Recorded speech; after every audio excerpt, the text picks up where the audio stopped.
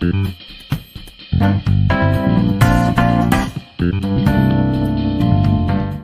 it going, everybody, and welcome to the main channel. Today we're going to be talking about a bunch of different news that happened over this week.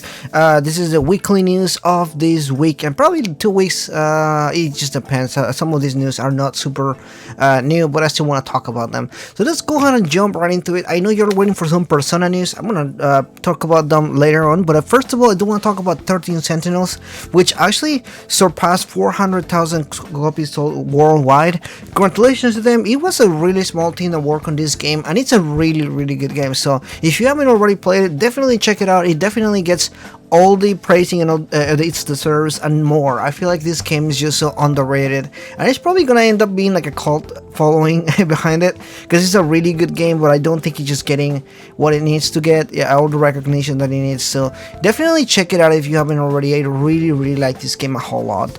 In our last piece of news is regarding Bethesda and their situation with Xbox. So if you haven't kept up with this, and I know probably some people haven't, it looks like Bethesda was purchased by Xbox or Microsoft a few months ago, and now we are kind of finally seeing kind of some of the stuff that is going on behind the scenes with those characters or with those games and everything like that. So it does look like what a lot of people were fearing is coming true. It does look like a lot of these games are only going to be coming out for Xbox instead of being multi-platform. Obviously that makes completely 100% sense. I mean, if I was, you know, a developer or somebody like Microsoft, I really wouldn't spend the money on stuff if I wasn't sure that I wanted to buy a certain property for things like that. So it just 100% makes sense. I know some people are going to be disappointed that they're going to be just making the games for a particular console or anything, but again, to me, in my eyes, it 100% makes sense. It's just natural progression of things, you know, like they spend the money on this stuff, they obviously want to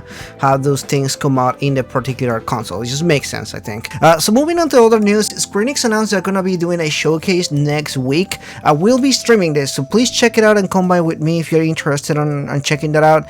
Some of the games they're going to be talking about is like a new Life is Strange game. I am very excited for that. I am a huge fan of the series, so please come by and check it out with me. It's gonna be on March 18th. They're actually gonna announce more information like Outriders and Marvel's Avengers and some other stuff. So again, come by with me. We'll check it out on everything. I'll be streaming. That is March 18. I think in the morning, like 10 p.m. I believe that's the time right there. But I'll definitely keep you guys updated if anything changes here. Okay. So moving on into the next piece of news is regarding this is actually something that I wasn't really aware of until I was told, but there seems to be a new Legends of Heroes game, Kuro no Kiseki. I don't know what the translation is for that. I know Kuro is black, but I don't know what the whole title is. But it does give us more information, such as the gameplay for the game, as well as looking at some of the new characters, like the main character and everything like that. So I'm very interested to see what's gonna happen with all this. I'm excited. This is actually probably gonna be one of my I'm trying to get into the Legends of Heroes games, so this is like new to me and everything, but looking at the gameplay and looking at everything that I've seen so far, it looks pretty cool. I actually quite enjoy the way that the game looks. It looks pretty interesting.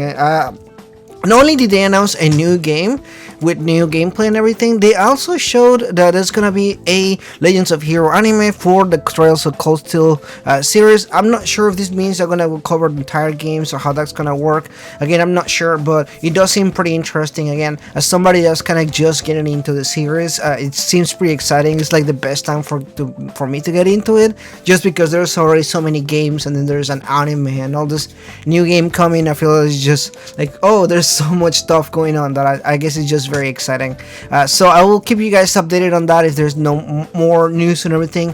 Let me know if you guys are interested in news on this, because I will be interested in covering as we move forward with this.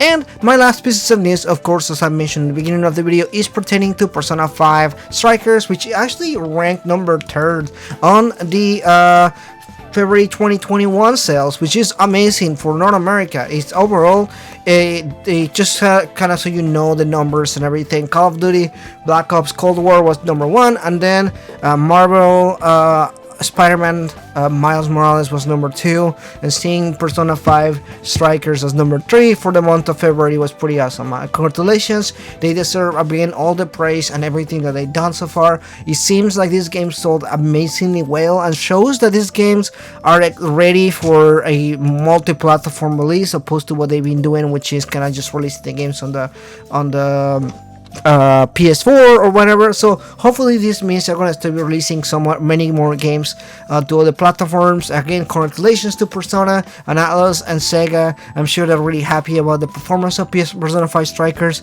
and I'm hoping that means we're gonna get more of these games on other platforms and everything. Again, the sales have been doing really well lately.